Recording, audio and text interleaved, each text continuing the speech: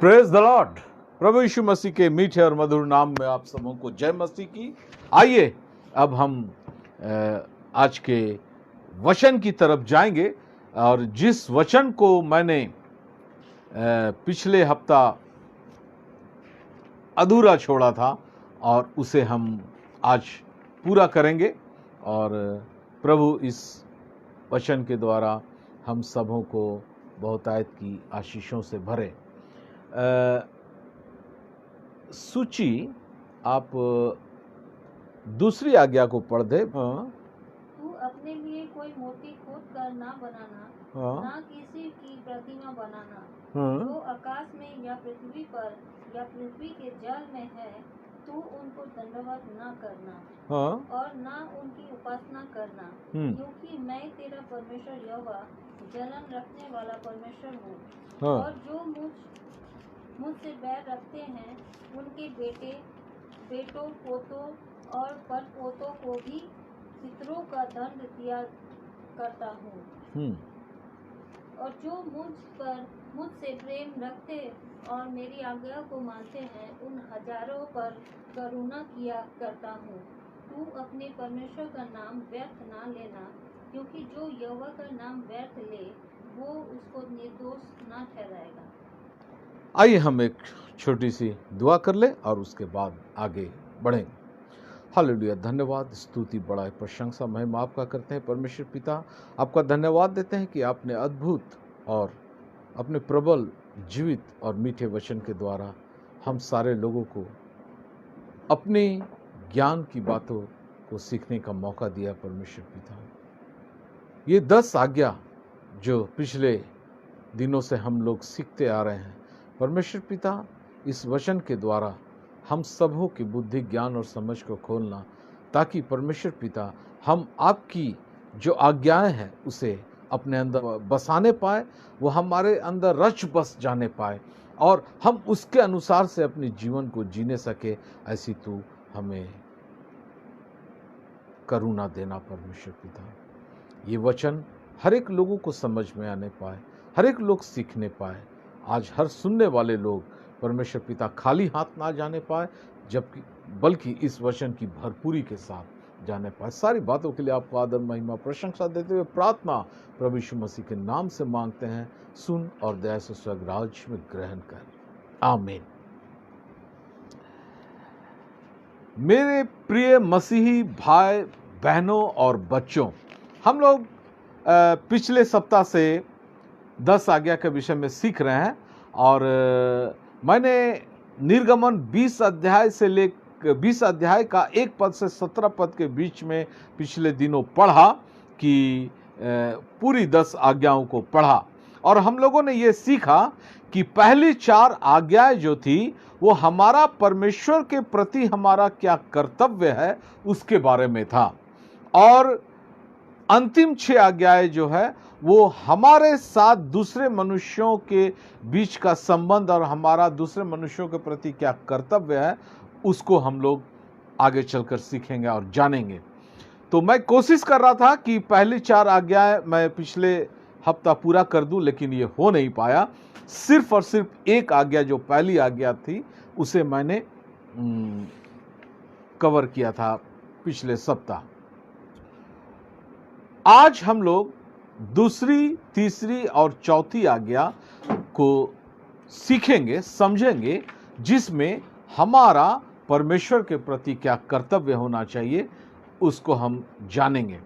और इसमें सबसे जो दूसरी आज्ञा को हम लोगों ने पढ़ा, तू अपने लिए कोई मूर्ति खोद कर ना बनाना। और आज हम लोग इस विषय को देखेंगे कि मैंने पिछले दिनों आपको कहा था कि क्या पहली आज्ञा में हम लोग पास हैं, और उसको हम लोगों ने समझने का कोशिश किया कि पहली आज्ञा जो हम लोगों ने पढ़ा कि तू मुझे छोड़ दूसरे को ईश्वर करके नाम मानना, क्या इसमें हम लोग पास है कि नहीं। और अगर आपको समझ में आया पास है तो बहुत अच्छी बात है, और अगर आपको लग रहा है कि कहीं थोड़ा सा भी कुछ कमी है तो उसे पूरा दूर करने का आप और हम मिलकर प्रयास करें ताकि उस आज्ञा पे हम पूरी तरीके से निर्दोष साबित हो सके। और आज जो दूसरी आज्ञा है, तू अपने लिए कोई मूर्ति खोद कर ना बनाना। इस मूर्ति को हमने पिछले हफ्ता भी टच किया था। जो हम लोग दूसरों को ईश्वर करके नहीं मानना है, तो मूर्ति को मानते हैं अगर हम, तो वो भी हमारे लिए एक गैर ईश्वर और परमेश्वर होता है। आज मैंने बहुत लोगों को ऑनलाइन लाइव प्रचार में ये कहते हुए देखा है, और मैं भी आज आपको ये कहना चाहता हूँ कि मेरी जो बाइबल का जो वचन है वो खास तौर से मसीहियों के लिए है, और गैर मसीहियों के लिए भी हो सकता है अगर वो ईश्वर को जानना चाहते हैं, सच्चे परमेश्वर को, और सचमुच ईश्वर को सीखना चाहते हैं, वचन को सीखना चाहते हैं, और वो आज आए हैं, जुड़े हैं, तो फिर आपके लिए है। अन्यथा मेरी बातें बहुत सारे गैर मसीहियों को अच्छा नहीं भी लग सकता है, तो ये वचन उन गैर मसीहियों के लिए नहीं है। कृपया करके आप इस बातों को ध्यान रखें, और ये खास तौर से मसीही के लिए है, और मसीही लोग को सच और अच्छी बातें बताना हम प्रभु के दासों का कर्तव्य है, और उसे हम करते रहेंगे। तो तू अपने लिए कोई मूर्ति खोद कर ना बनाना। परमेश्वर पिता ने 10 आज्ञाओं में से जो दूसरा और महत्वपूर्ण आज्ञा को दिया, बोला, वो था कि तू मूर्ति खोद कर ना बनाना। और मैंने इस विषय में बहुत कुछ पिछले दिनों भी बोला है, लेकिन आज खास तौर से इस पॉइंट पर जब हमारा ध्यान आपका ले जाने का है, तो मूर्ति से मैंने आपको कहा कि क्या हमारे और आपके घर में किसी का मूर्ति है? अगर है तो नहीं होना चाहिए, और अगर संसार की किसी वस्तु का, लोगों का मूर्ति है, तो वो तो बिल्कुल नहीं होना चाहिए। और अगर आपके घर में यीशु मसीह का भी मूर्ति है या फोटो है, तो नहीं होना चाहिए। मैंने आपको कहा था, मैं आपको दिखाऊंगा कि फोटो के बारे में, तो सूची आप उसको पढ़िएगा वहीं पर जहां पढ़ रहे थे 10 आज्ञा, फिर से पढ़िए। तू अपने लिए कोई मूर्ति खोद कर ना बनाना, ना किसी की प्रतिमा बनाना। ना किसी की प्रतिमा बनाना। 1 मिनट, मैं आपको बोला था कि मैं आपको दिखाऊंगा कि मैंने कहा था कि किसी तरह का फोटो भी नहीं रखना है। आप बोलिएगा कि बाइबल में तो इस तरीके से लिखा हुआ नहीं है, लेकिन मैं आपको इंग्लिश बाइबल का दिखाता हूं वो वर्ड। निर्गमन 20 अध्याय का 4 पद, तू अपने लिए कोई मूर्ति खोद कर ना बनाना, ना किसी की प्रतिमा बनाना। You shall not make for your self an idol, idol means मूर्ति, और एनी लाइकनेस। एनी लाइकनेस, उस तरीके का, उसके समान कोई चीज नहीं बनाना। तो जब आप कोई फोटो भी रखते हैं, तो वो मूर्ति के समान का चीज होता, वो प्रतिमा हो जाता है। तो मेरे प्रिय मसीह भाई बहनों और बच्चों, आपके और हमारे घर में वो मूर्ति भी नहीं होना चाहिए, और मूर्ति नहीं होना चाहिए, फोटो भी नहीं होना चाहिए। और क्यों नहीं होना चाहिए, उसके लिए भी हम लोग पढ़ते रहेंगे। आगे पढ़िए सूची वहीं पर। जो आकाश में या पृथ्वी पर या पृथ्वी के जल में है, जो आकाश में है ऐसे लोगों की प्रतिमा ना हो, या जो पृथ्वी पर है, भूमि पर, या जो जल में है, यानी उड़ने वाला कोई भी आकाश का प्राणी, या जमीन में रहने वाला कोई भी प्राणी, या पानी में रहने वाला कोई भी प्राणी, इन लोगों की मूर्ति ना बनाना। आगे, मैं तेरा परमेश्वर यहोवा जलन रखने वाला परमेश्वर हूं। यहोवा परमेश्वर हमारा जलन रखने वाला परमेश्वर है। देखिए, जलन क्यों ना हो। आपको मैं एक खास विशेष चीज बताता हूं। हम लोगों का परमेश्वर के साथ रिश्ता एक बाप बेटा का या बाप बेटी का है। आप हमको एक बात बताइए, मेरा बेटा दुनिया में बहुत सारे लोगों को इज्जत देता है, सम्मान देता है, पड़ोसियों को देता है, रिश्तेदारों को देता है और भी सारे लोगों को देता है। लेकिन मेरा पुत्र मेरे बदले में, मेरे जगह में किसी को पिता कहना चालू कर दे और पिता के समान उसको आदर दे, ये क्या हमको अच्छा लगेगा? ये क्या मुझे बुरा नहीं लगेगा? और अगर हमको बुरा लग सकता है एक संसारिक इंसान होने के नाते, तो वो परमेश्वर जो हमारा पिता है, जो हमारा परमेश्वर है, उनको कितना बुरा लगता होगा हम जब किसी गैर को परमेश्वर कहते हैं और उसकी प्रतिमा बनाकर रखते हैं घर में और उसे आराधना करते हैं।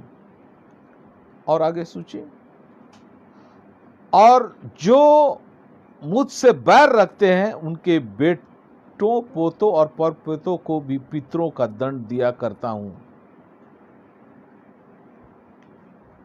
यानी जब आप मूर्ति की पूजा करते हैं या जब आप फोटो की पूजा करते हैं, आराधना करते हैं, तो आप परमेश्वर से बैर करते हैं। ये परमेश्वर से बैर रखना है। और आप बताइए, एक बेटा होने के नाते मैं तो अपने माता पिता से बैर तो कभी नहीं रखना चाहूंगा। हो सकता है सांसारिक होने के नाते हमारे विचार अलग अलग हो जाते हैं, कभी मनमुटाव हो जाता है, लेकिन बैर तो नहीं रखते हैं। माता पिता का जो आदर और सम्मान है वो हम देते हैं। और इससे बढ़कर परमेश्वर से बैर रखना, मैंने समझ रहे हैं, वो परमेश्वर कहते हैं आज के तारीख में तो ये लागू नहीं है, लेकिन उस जमाने में मैं तुम्हें दंड दूंगा, तुम्हारे बेटों को दूंगा, तुम्हारे बेटे के बेटों को दूंगा। अब तो हम गलती करेंगे तो उसकी सजा सिर्फ मुझे मिलेगी, मेरे बेटों को तो नहीं मिलेगी। ऐसा प्रावधान आ चुका नया नियम में यीशु मसीह के द्वारा। लेकिन जब हम बैर करेंगे तो दंड तो हमको मिल जाएगा। तो क्या हम मूर्ति पूजा करके, फोटो पूजा करके परमेश्वर से बैर रखना पसंद करेंगे? कतई नहीं। और जो मुझसे प्रेम रखते और मेरी आज्ञाओं को मानते हैं, उन हजारों पर करुणा क्या करता हूं। हम बहुधा ये प्रार्थना करते हैं, परमेश्वर पिता मुझ पर करुणा कर, दया कर। और अगर हमारे व्यवहार से, हमारे जिंदगी के कामों से आइडल वर्शिप हो रहा है या उसकी तरह का मूर्ति पूजा हम कर रहे हैं, तो परमेश्वर से बैर रख रहे हैं, तो उनसे करुणा का उम्मीद हम कैसे रख सकते हैं? बिल्कुल भी नहीं रख सकते। इसीलिए हमें मूर्ति पूजा से जो आइडल है वो भी नहीं करना है, और फोटो, चाहे वो कैलेंडर का फोटो हो या किसी फ्रेम में आप यीशु मसीह का फोटो लगाए हो, उसकी भी पूजा और आराधना नहीं करना हो। और अगर आप किसी ऐसे चर्च में जाते हैं जहां पर फोटो है यीशु मसीह का या मूर्ति है, तो दो में से एक काम करें। या तो आप अपने चर्च के जो हेड है उसको बोले कि ये गलत है, ये नहीं होना चाहिए, इसे हटा देना चाहिए, वचन इसकी इजाजत नहीं देता है। अगर वो मानते और हटा देते हैं, बहुत अच्छी बात है। और अगर वो नहीं मानते हैं, अगर उनको लगता है कि ये गलत नहीं है, तो आप चर्च बदल सकते हैं, बदल देना चाहिए आपको, क्योंकि आपको ये सच्चाई पता है कि आइडल वर्शिप हमें नहीं करना है, मूर्ति पूजा और फोटो की पूजा हमें नहीं करना है, बिल्कुल भी नहीं करना है। दूसरा पद, व्यवस्था विवरण 4 अध्याय का 15 से 19। इसीलिए तुम अपने विषय में बहुत सावधान रहना, क्योंकि जब यहोवा से होरेब पर्वत पर आग के बीच में से बातें की, तब तुमको कोई रूप ना दिखाई पड़ा। क्योंकि ऐसा ना हो कि तुम बिगड़ कर चाहे पुरुष चाहे स्त्री के, चाहे पृथ्वी पर चलने वाले किसी पशु, चाहे आकाश में उड़ने वाले किसी पक्षी के, चाहे भूमि पर रेंगने किसी जंतु, चाहे पृथ्वी के जल में रहने वाली किसी मछली के रूप की कोई मूर्ति खोद कर बना लो। या जब तुम आकाश की ओर आंखें उठाकर सूरज, चंद्रमा और तारों को अर्थात आकाश का सारा तारागण देखो तो बहकर उन्हें दंडवत करके उनकी सेवा करने लगे, जिनको तुम्हारे परमेश्वर यहोवा ने धरती पर के सब देश वालों के लिए रखा है। बस देखिए कितना इंपॉर्टेंट वचन है। इसीलिए तुम अपने विषय में बहुत सावधान रहना, इसीलिए तुम बहुत सावधान रहना अपने इस विषय में, क्योंकि जब यहोवा ने तुमसे होरेब पर्वत पर आग के बीच में से बातें की, तब तुमको कोई रूप ना दिखाई पड़ा। जब मूसा नबी से परमेश्वर पिता ने आकर आग के बीच, जलती हुई झाड़ी के आग के बीच में से बातें की, तो परमेश्वर का कोई रूप किसी को कुछ दिखाई ना पड़ा। यहां वचन कहता है कहीं ऐसा ना हो कि तुम बिगड़ कर, चाहे पुरुष चाहे स्त्री के, चाहे पृथ्वी पर रेंगने वाले जंतु, चाहे उड़ने वाले पक्षी, चाहे मछली, और चाहे तो सूरज चांद तारा, किसी की आराधना मूर्ति बना के आरंभ कर दो। परमेश्वर कह रहा है कि तुमको उस दिन कोई रूप नहीं दिखाई दिया। अगर ऐसा होता तो तुम बना लेते मूर्ति, उसकी मूर्ति तुम बना लेते और आराधना करने लगते। इसीलिए परमेश्वर ने ऐसा कोई रूप दिखाया नहीं मूसा को या इजरायलियों के बीच में, ताकि वो कोई मूर्ति ना बना ले और उस पाप में ना पड़ जाए, और ताकि वो आकाश के चांद तारों का, सूरज का, जल के मछलियों का, जमीन के प्राणियों का या उड़ने वाले पक्षियों का, किसी का तुम मूर्ति या फोटो बिल्कुल नहीं बनाना और उसकी आराधना ना करना। इस बारे में परमेश्वर पिता ने खास ध्यान दिया। तो जब यीशु मसीह को तो हम लोगों ने देखा, तो उसकी तो फोटो हम बना सकते हैं। चलिए हम यहोवा को नहीं देखे, यीशु मसीह को तो देखे। यीशु मसीह जब जगत में आए तो बहुत सारे लोगों ने उन्हें देखा। लेकिन आपको एक चीज बता देता हूं, अगर यीशु मसीह का फोटो या मूर्ति का आराधना कराना होता ना परमेश्वर को, तो यीशु मसीह शायद इस जमाने में आते, या उस जमाने में इस तरीके से कैमरा उमरा डेवलप कर गया रहता और ऐसे चित्रकारी हो गया रहता कि लोग यीशु मसीह को देख के उनका फोटो बना देते या मूर्ति बना देते। लेकिन जब परमेश्वर ने ऐसा व्यवस्था नहीं दिया, तो आज लगभग 2000 साल बीत जाने के बाद भी हम उस जमाने का इमेजिनेशन कैसे कर सकते हैं कि यीशु मसीह ऐसा ही दिखता होगा। हम तो किसी व्यक्ति का ही फोटो को रख के आराधना कर रहे होते हैं, और ये गलत है, ये बिल्कुल ही गलत है। ये उन लोगों को नकल करना है जो अपने इष्ट देवताओं की पूजा अर्चना करते हैं, उनकी एक मूर्ति और फोटो बना के, ये उनका नकल करना है। और परमेश्वर पिता हमें उनकी नकल करने की इजाजत कभी नहीं देता है। तो हमें और आपको इन बातों से बचना चाहिए। प्रेरित 17:29। अतः परमेश्वर का वंश होकर हमें ये समझना उचित नहीं कि ईश्वर तो सोने या रुपये या पत्थर के समान है, जो मनुष्य की कारीगरी और कल्पना से गढ़े गए हो। इसीलिए परमेश्वर ने अज्ञता के समयों पर ध्यान नहीं दिया, पर अब हर जगह सब मनुष्यों को मन फिराने की आज्ञा देते हैं। देखिए, अभी तक मैंने आपसे पुराने नियम से बातें कर रहा था, और अब नए नियम में भी आप पढ़ सकते हैं कि अतः परमेश्वर का वंश होकर, हम परमेश्वर का वंश हैं, हम जो मसीही हैं, हम जो यीशु मसीह पर विश्वास करने के द्वारा अपने परमेश्वर यहोवा परमेश्वर की स्तुति आराधना करते हैं, अपने त्रिएक परमेश्वर की आराधना करते हैं, उस पर सच्चा विश्वास करते हैं, उनके बताए रास्तों में चलते हैं, तो हम परमेश्वर का वंश है। और परमेश्वर का वंश होकर हमें यह समझना उचित नहीं, हमें यह समझना उचित नहीं कि ईश्वरत्व सोने या रुपए यानी चांदी या पत्थर के समान है। हम लोग बहुधा इन ऐसे डायलॉगों को सुनते हैं कि ईश्वर हर जगह है। बिल्कुल हर जगह है, लेकिन वो सोने में है या चांदी में है या पत्थर में है, ऐसा हमारा विश्वास नहीं कहता, हमारा वचन बाइबल ऐसा नहीं कहता। इसीलिए हम किसी पत्थर को उठा के ले आके उसकी आराधना नहीं कर सकते हैं, चाहे उसका आकार किसी भी तरीके का क्यों ना हो।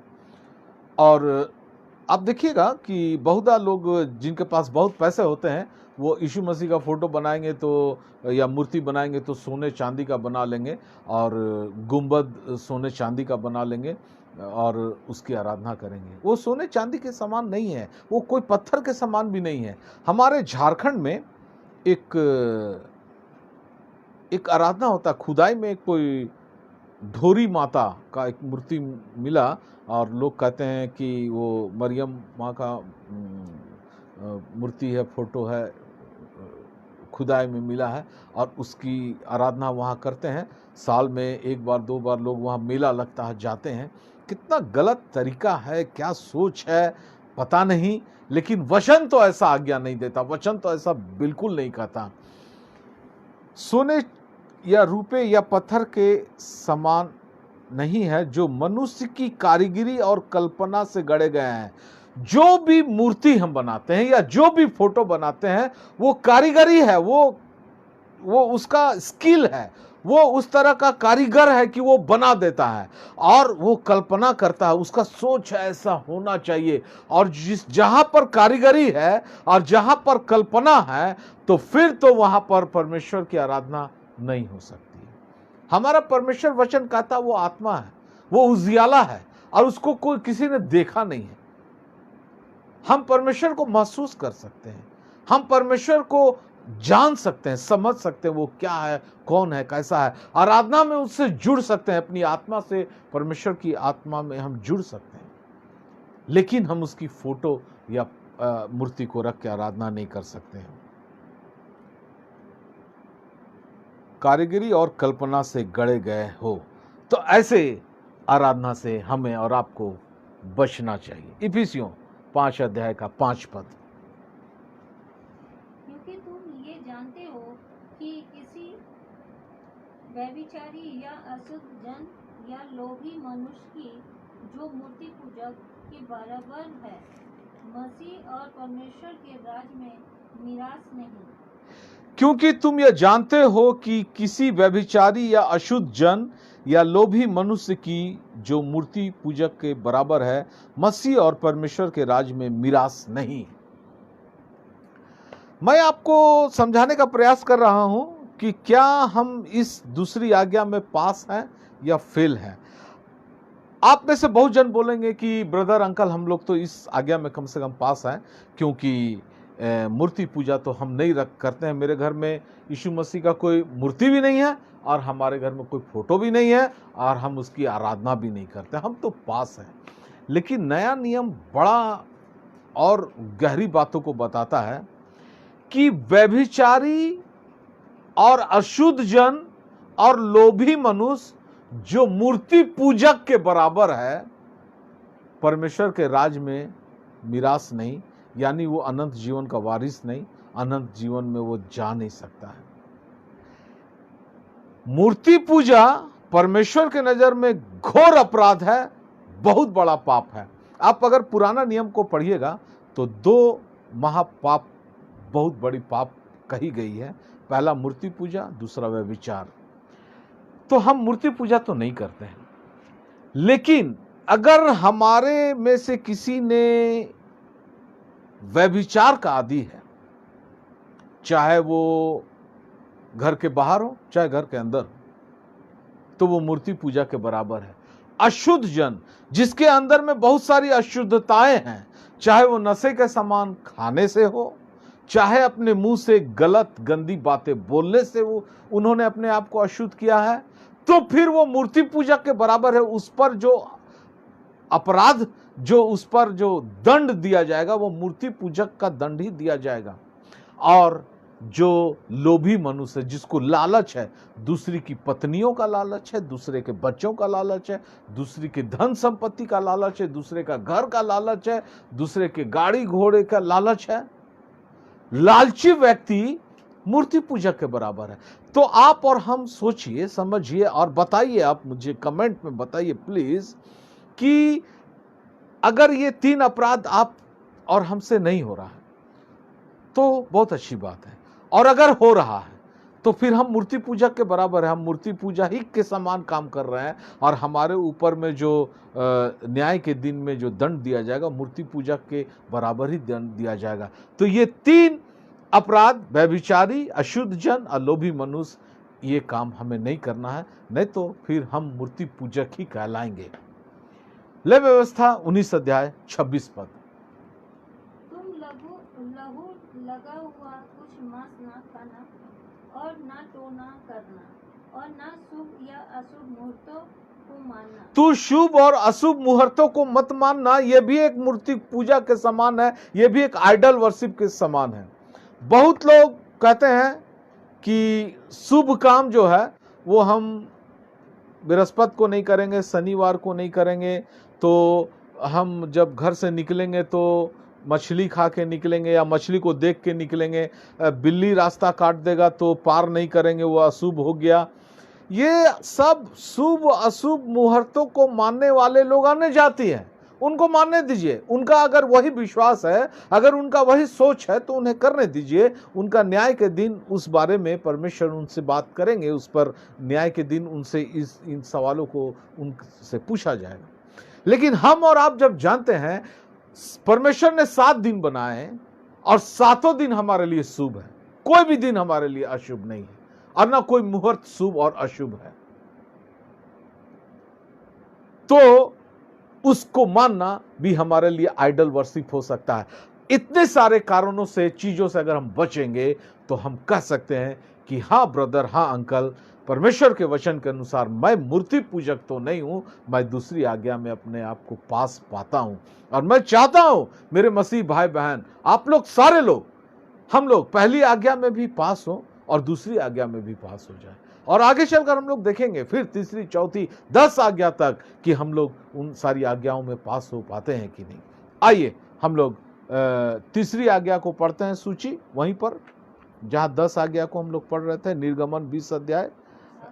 आप पढ़िए 7 पद को सिर्फ पढ़िए। तू अपने परमेश्वर का नाम व्यर्थ ना लेना, क्योंकि जो यहोवा का नाम व्यर्थ ले वो उसको निर्दोष ना ठहराएगा।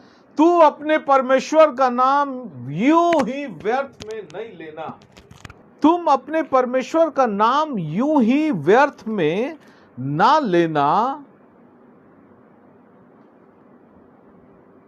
क्योंकि जो यहोवा का नाम व्यर्थ ले वह उसको निर्दोष ना ठहराएगा। यानी निर्दोषता की बात जब आती है तो सीधे आप न्याय के दिन के बारे में सोचिए। न्याय के दिन में जो निर्दोष रहेगा वो अनंत जीवन में स्वर्ग के राज में जाएगा, और जो दोषी ठहराया जाएगा वो तो नरक की आग में जलने के लिए हमेशा के लिए चला जाएगा।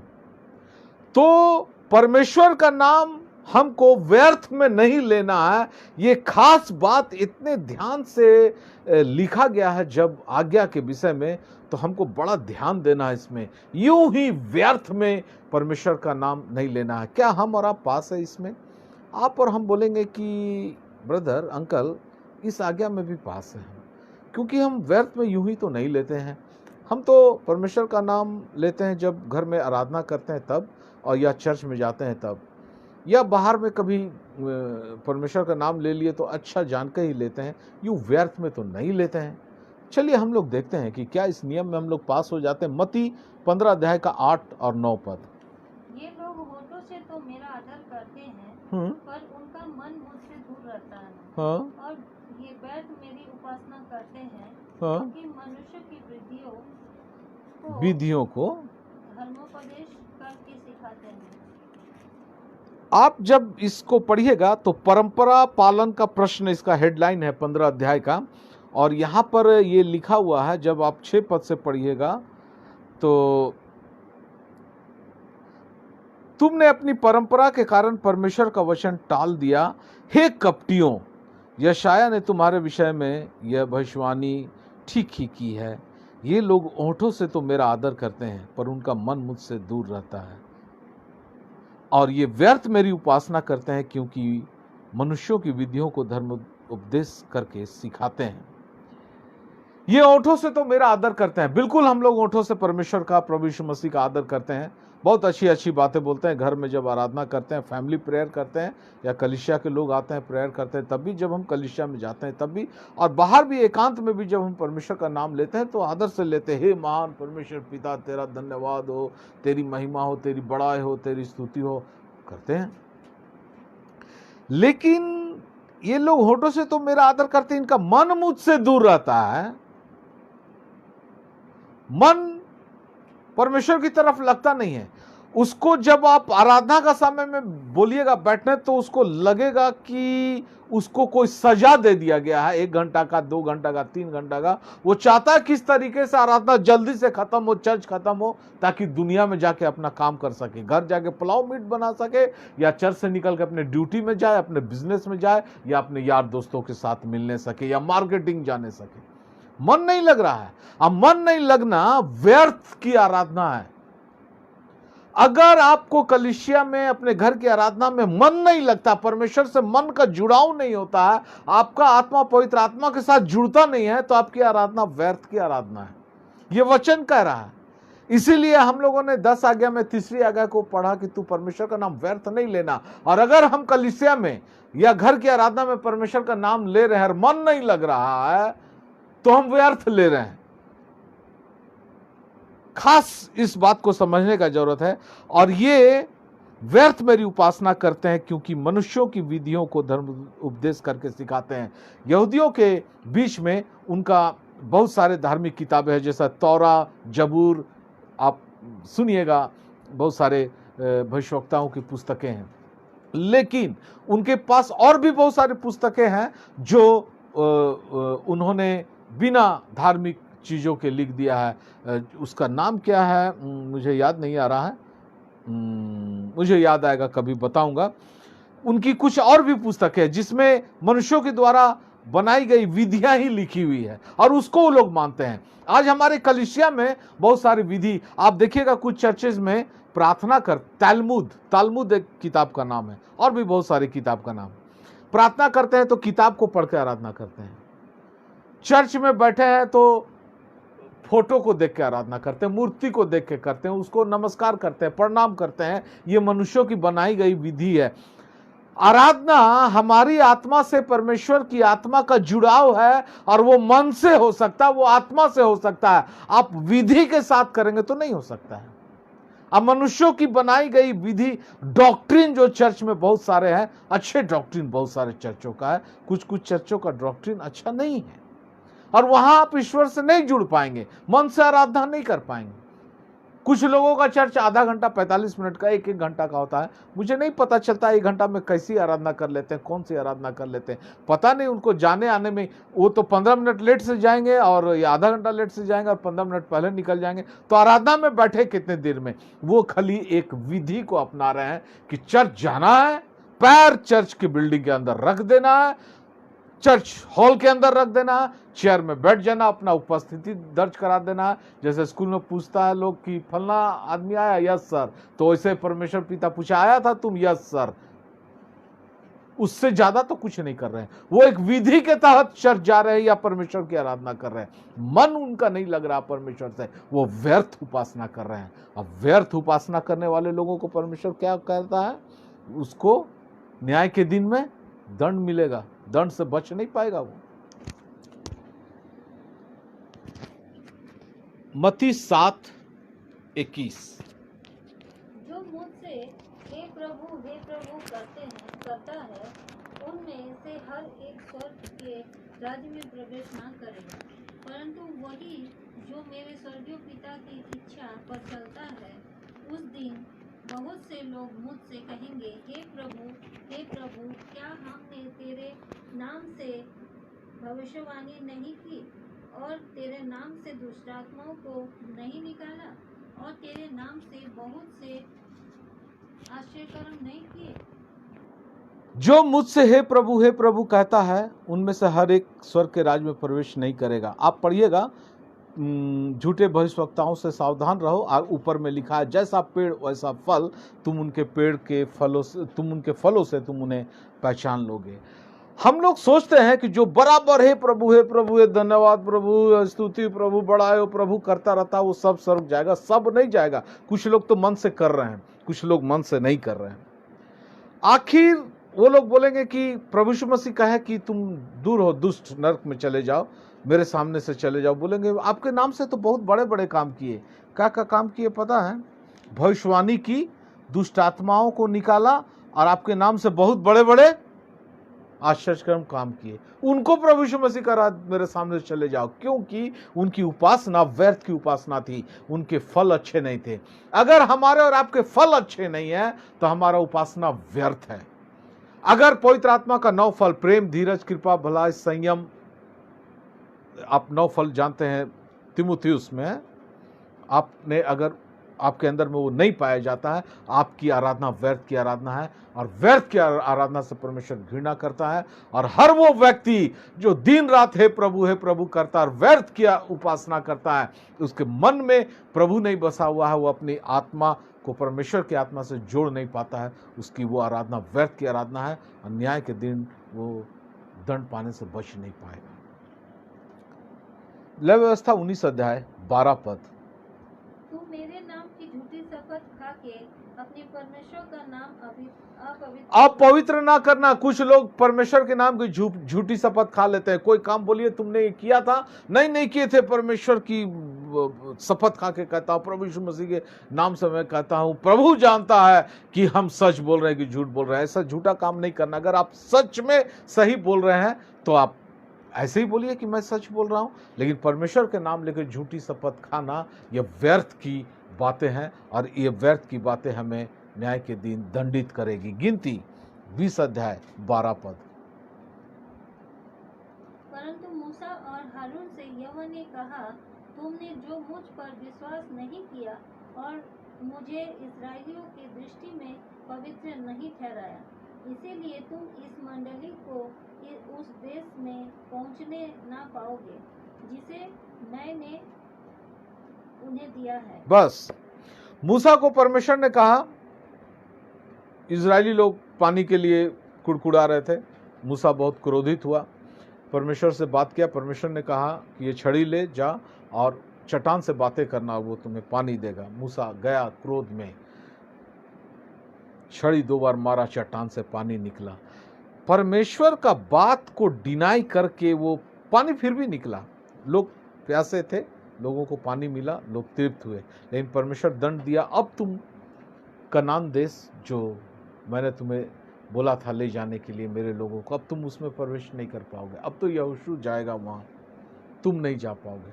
ना मूसा ना हारून, दोनों में कोई नहीं गया।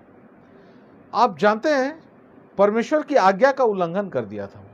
हम परमेश्वर की आज्ञा का उल्लंघन कर देते हैं तो परमेश्वर का नाम को अपवित्र ठहराते हैं, परमेश्वर का नाम को व्यर्थ ठहरा देते हैं। अगर परमेश्वर हमको बोला है कि चोरी ना करना, खून ना करना, हत्या ना करना, परमेश्वर की आराधना आत्मा से जुड़ के करना, संगति करना, एक दूसरे से प्रेम करना, पिता से प्रेम करना, पड़ोसियों से प्रेम करना, और इन बातों को हम नहीं मान रहे हैं, अपने बच्चों को नहीं सिखा रहे, कलीसिया के मेंबर को नहीं सिखा रहे हैं, यानी हम परमेश्वर की बातों की अवहेलना कर रहे हैं और परमेश्वर के नाम को अपवित्र ठहरा रहे हैं, और इस वजह से हम परमेश्वर का नाम को व्यर्थ ले रहे हैं। दोषी ठहराने से बच नहीं पाएंगे। बहुत जरूरी है हमें और आपको बचना। मेरे प्रिय मसीह भाई बहनों, क्या इस तीसरी आज्ञा में हम और आप बच पाएंगे न्याय के दिन में? अगर बच पाएंगे तो बहुत अच्छी बात है। आप याद रखिएगा, ये 10 आज्ञा उस दिन भी इंपॉर्टेंट था और आज नया नियम आने के बाद भी इंपॉर्टेंट है। ऐसा नहीं कि यह आज्ञा खत्म हो गया है यीशु मसीह आने के बाद, यह आज्ञा रहेगा और रहेगा। चौथी आज्ञा को पढ़िए सूची। तू विश्राम दिन को पवित्र मानने के लिए स्मरण रखना। 6 दिन को तू परिश्रम करके अपना सब काम काज करना, परंतु 7वां दिन तेरे परमेश्वर यहोवा के लिए विश्राम दिन है। उसमें ना तो तू किसी भांति कामकाज करना, और ना तेरा बेटा, ना तेरी बेटी, ना तेरा दास, ना तेरी दासी, ना तेरे पशु, ना कोई परदेशी जो तेरे फाटकों के भीतर हो। क्योंकि 6 दिन में यहोवा ने आकाश और पृथ्वी और समुंदर और जो कुछ उनमें है सबको बनाया, और 7वें दिन विश्राम किया। इस कारण यहोवा ने विश्राम दिन को आशीष दी और उसको पवित्र ठहराया। यहोवा ने विश्राम दिन को आशीष दी। एक ऐसा था कि परमेश्वर ने विश्राम दिन को आशीष दी और उसको पवित्र ठहराया और लोगों को बोला कि इसका तू पालन करना, उस दिन किसी भांति का काम ना करना। देखिए, विश्राम दिन में कुछ लोग चर्च करते हैं, सैटरडे चर्च, कौन सा चर्च है वो नाम मुझे याद नहीं आ रहा है। विश्राम दिन शनिवार का दिन है, लेकिन हम मसीही लोग आराधना रविवार को करते हैं, जो सप्ताह का प्रथम दिन है, और प्रेरितों के काम में पवित्र आत्मा उस दिन उतरा और उसके बाद से हम लोगों ने इस काम को किया। ठीक है, हमारे लिए विश्राम दिन का पवित्रता वाला चीज वो रविवार को मानना चाहिए हमें। और उस दिन करना क्या होगा, उस दिन को हम किस तरीके से पवित्र ठहरा सकते हैं, इस बात पर हम आपका ध्यान ले जाना चाहते हैं। ना हम शनिवार और रविवार का झगड़े के बीच में नहीं पड़ना चाहते हैं। आप किसी भी दिन आराधना करें, आप सब दिन आराधना करें, सोमवार से लेकर रविवार तक। यशाया 18 अध्याय 13 से 14 और ये अंतिम पद है।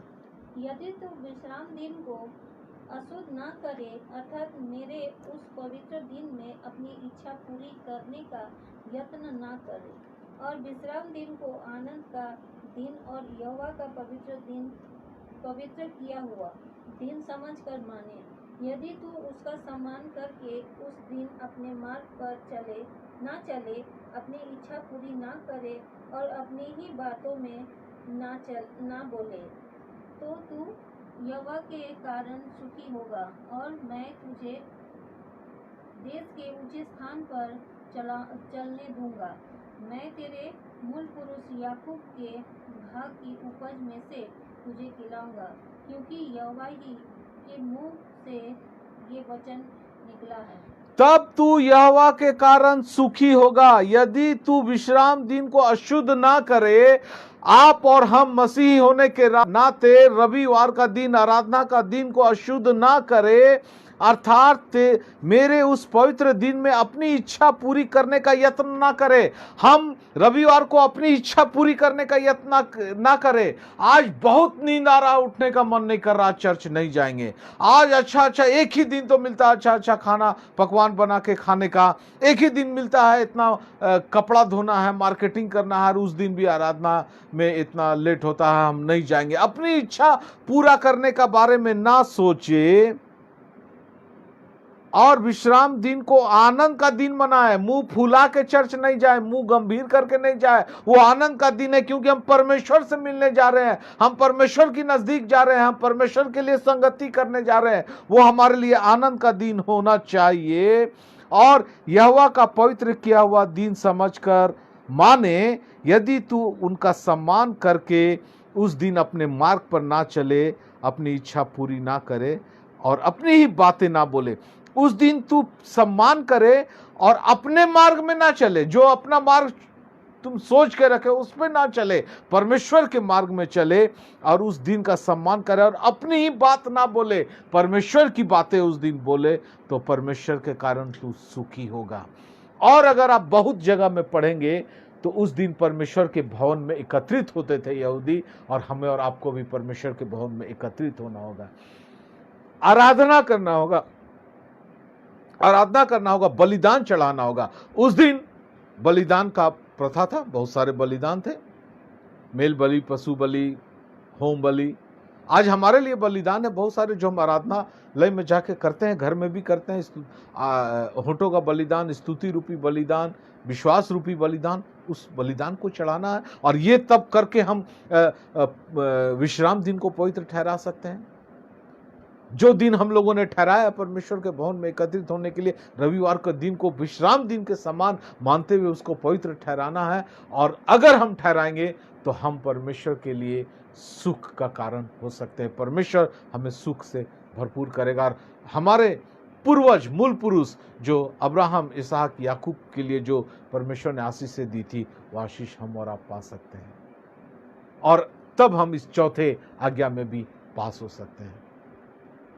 मेरे प्रिय मसीह भाई बहनों बच्चों, आज 4 आज्ञा जो परमेश्वर के साथ हमारा संबंध था, उसको मैंने पूरे करने का प्रयास किया और पूरा किया। अगली बहुत जल्दी मैं फिर से आऊँगा अंतिम 6 आज्ञा को लेकर, और कोशिश करूँगा कि उसे भी जल्दी से ख़त्म करूँ, ताकि हम समझ सके कि हमें कैसे 10 आज्ञा को मानना है। परमेश्वर के साथ हमारा रिश्ता, हमारा संबंध, हमारा व्यवहार कैसा होना है, इन चारों आज्ञा के द्वारा हम और आप साबित कर सके, और इस चारों आज्ञा में हम और आपको पास करना ही होगा।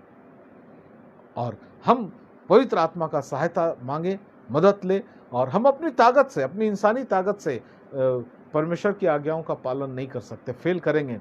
आज्ञा का पालन, यीशु मसीह क्यों आया? आज्ञा पालन करने में देह के कारण, देह कमजोर होने के कारण मनुष्य जाति फेल किया। हम और आप भी फेल कर जाएंगे अगर 10 आज्ञा मानना पड़ेगा शारीरिक ताकत से। तो बिना पवित्र आत्मा की सहायता से आज्ञा का पालन नहीं हो पाएगा, वो ऑटो गियर में पालन होगा, अगर हम पवित्र आत्मा से भरे हुए रहेंगे। परमेश्वर इस वचन के द्वारा हम सबों को, आप सबों को बहुतायत की आशीषों से भरपूर करें। आइए हम लोग अंतिम प्रार्थना में जाएंगे। किसी का प्रेयर रिक्वेस्ट था? किसका नाम? मुकेश हरिजन। और क्या कुछ रिक्वेस्ट दिया उन्होंने?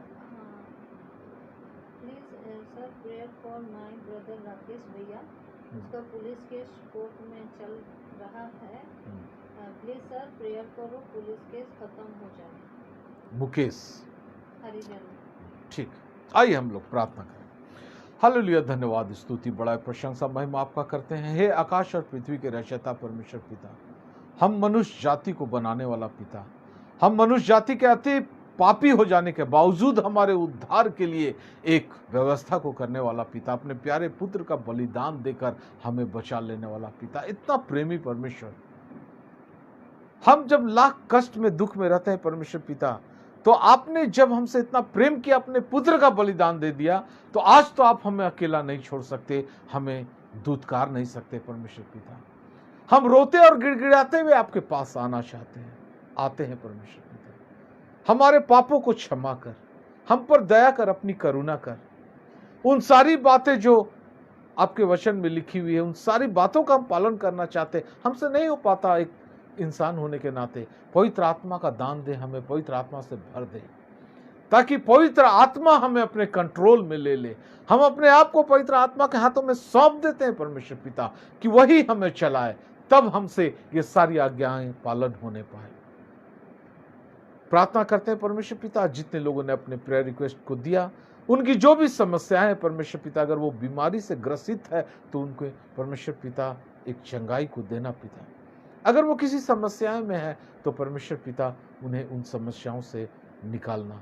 और एक भाई मुकेश हरिजन ने जो प्रेयर रिक्वेस्ट दिया, उनका भाई कोई पुलिस केस में फंस गया है परमेश्वर पिता। परमेश्वर पिता उनके पापों को, गुनाहों को क्षमा कर उन्हें जिंदगी में एक मौका दे, उस तकलीफ से बाहर निकलने के लिए दे, क्योंकि अब उन्हें समझ में नहीं आ रहा वो क्या करें।